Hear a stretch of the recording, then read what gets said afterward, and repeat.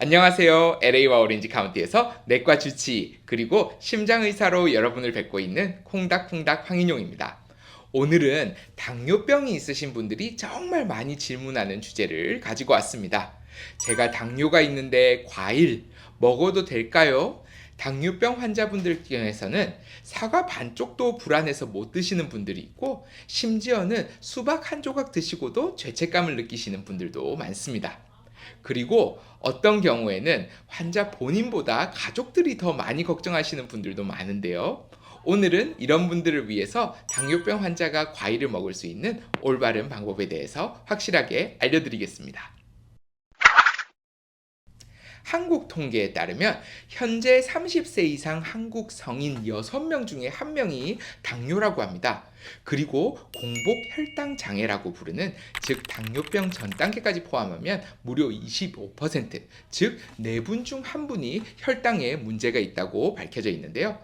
특히 한국인을 포함한 아시아인은 인슐린 분비 능력이 상대적으로 떨어지기 때문에 서양인보다 당뇨에 더 취약한 구조를 가지고 있습니다. 그렇기 때문에 식생활이 정말 중요합니다. 과일은 우리 몸에 꼭 필요한 비타민, 미네랄, 식이섬유, 항산화 물질이 풍부한 식품입니다. 하지만 또 당분, 특히 과당이 포함되어 있어 너무 많이 드시거나 잘못된 형태로 드시면 혈당이 확 올라갈 수 있는데요. 어떤 분께서 이런 말씀을 해주셨어요.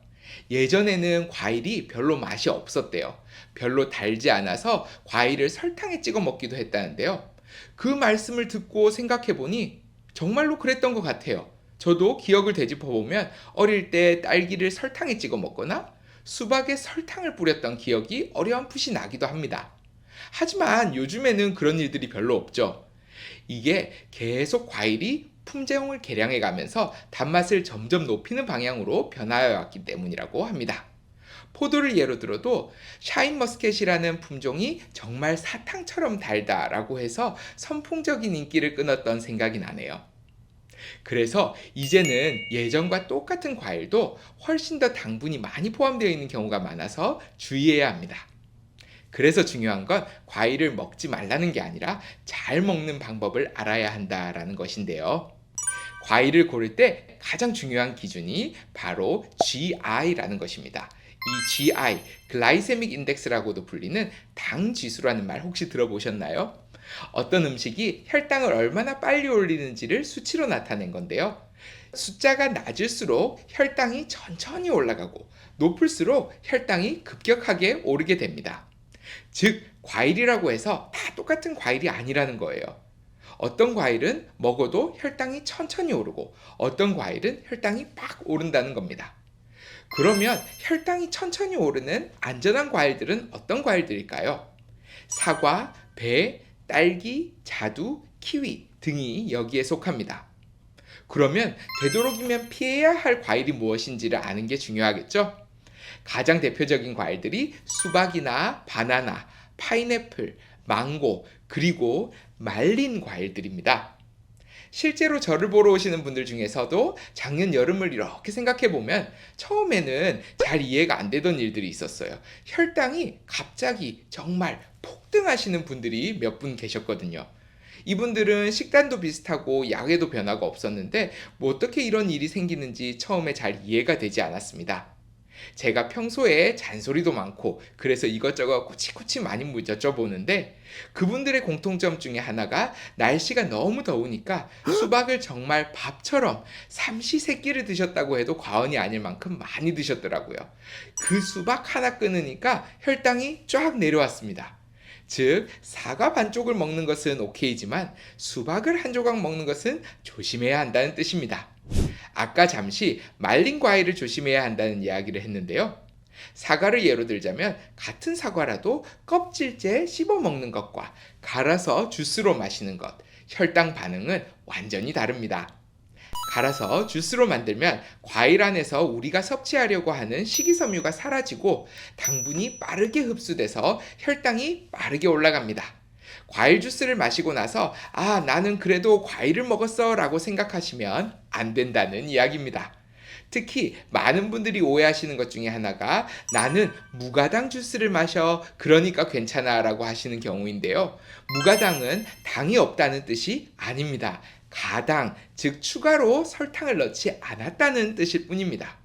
우리가 사과 하나를 잘라서 씹어 먹는다면 사과 하나를 먹는데도 시간이 많이 걸립니다. 하지만 시원하게 사과 주스를 한 잔 들이킨다면 그 사과 하나는 순식간에 없어지겠죠. 또 다른 피해야 될 것 중에 하나가 말린 과일입니다. 말린 과일은 수분이 빠져서 부피가 작지만 당 성분은 그대로 있기 때문에 당이 농축되어 있고 한 번에 많이 먹기도 쉬워서 위험합니다. 우리가 흔하게 먹는 말린 바나나 혹은 꽃감이 대표적인 예인데요. 꽃감 좋아하시는 분들은 정말 앉은 자리에서 너다섯 개는 가볍게 드십니다.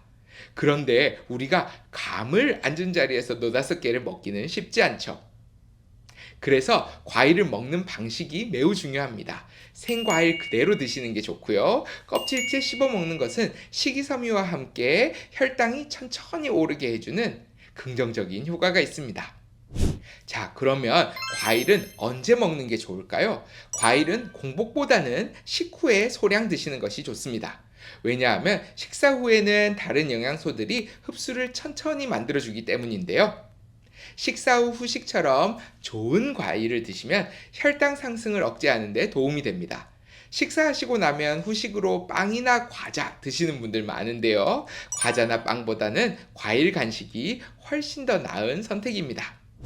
자, 핵심을 정리해 볼게요. 첫째, 한국인은 당뇨에 더 취약하니 식습관이 정말 중요합니다. 둘째, 과일은 드셔도 됩니다. 단, 종류나 양, 먹는 방식을 알아야 합니다. 셋째, 당지수가 낮은 과일, 사과나 베리류, 자두 등을 드시고 수박이나 바나나는 주의하셔야 됩니다.